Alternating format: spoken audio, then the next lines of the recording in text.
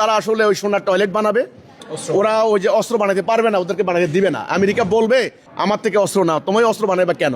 এরা বউয়ের শাড়ির মধ্যে অন্তত 1 মণ স্বর্ণ দিবে, কিন্তু এরা ওই মিসাইল বানাবে না, কারণ বানাতে দিবে না। এই জন্যেই ইমান আনতে হবে আল্লাহর উপরে, অন্য সাম্রাজ্যবাদীদের উপরে ইমান আনলে কিন্তু এই অবস্থাই হবে। মধ্যপ্রাচ্যে যে সরকার, জনগণের কোনো ভালোবাসা সাপোর্ট এদের কাছে নাই। এরা একটা রাজতন্ত্র কায়েম করেছে, এটা একটা মুনার্কি কিংডম, যেমন KSA kingdom of Saudi Arabia. রাজপরিবার, রাজত্ব, রাজপরিবারের কিছু লোক পুরো রাষ্ট্রের পুরো সম্পদ সবকিছু তাদের কন্ট্রোলে, ব্যবসা বাণিজ্য তাদের কন্ট্রোলে।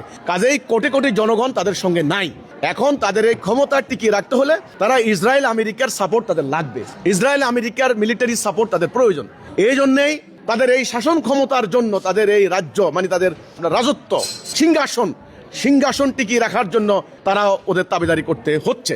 এই জন্য আপনি যে বললেন সোনার টয়লেট, হ্যাঁ, এই জন্য তারা আসলে ওই সোনার টয়লেট বানাবে, ওরা ওই যে অস্ত্র বানাতে পারবে না, ওদেরকে বানাতে দিবে না। আমেরিকা বলবে আমার থেকে অস্ত্র নাও, তোমায় অস্ত্র বানাবে কেন? তোমার মেনটেনেন্স কস্ট আছে, তোমার সমস্যা আছে, কাজেই আমি তোমাকে অস্ত্র দেবো। আমার থেকে অস্ত্র নাও, আমি তোমাকে মেনটেনেন্স করে দেবো, আমি তোমার নিরাপত্তা হেফাজত করব। ইরানকে আবার উস্কাই দিয়েছে এতদিন থেকে, তুই থ্রেট দে। ইরানকে দিয়ে থ্রেট দেওয়াইছে সৌদি আরবকে। সৌদি আরব ইরানের ভয়ে অস্ত্র কিনছে, প্রায় $1 ট্রিলিয়ন অস্ত্র কিনছে। এই অস্ত্র ইয়েমেনে ব্যবহার করেছে আমেরিকার বুদ্ধিতে। এই অস্ত্র দিয়ে কিন্তু মুসলমানদের কোনো লাভ হয় নাই। কাজেই এরা সোনার টয়লেট বানাবে, ওরা ওই গাড়ির লাইন আর বাম্পার বানাবে স্বর্ণের। এরা বউয়ের শাড়ির মধ্যে অন্তত 1 মণ স্বর্ণ দিবে, কিন্তু এরা ওই মিসাইল বানাবে না, কারণ বানাতে দিবে না।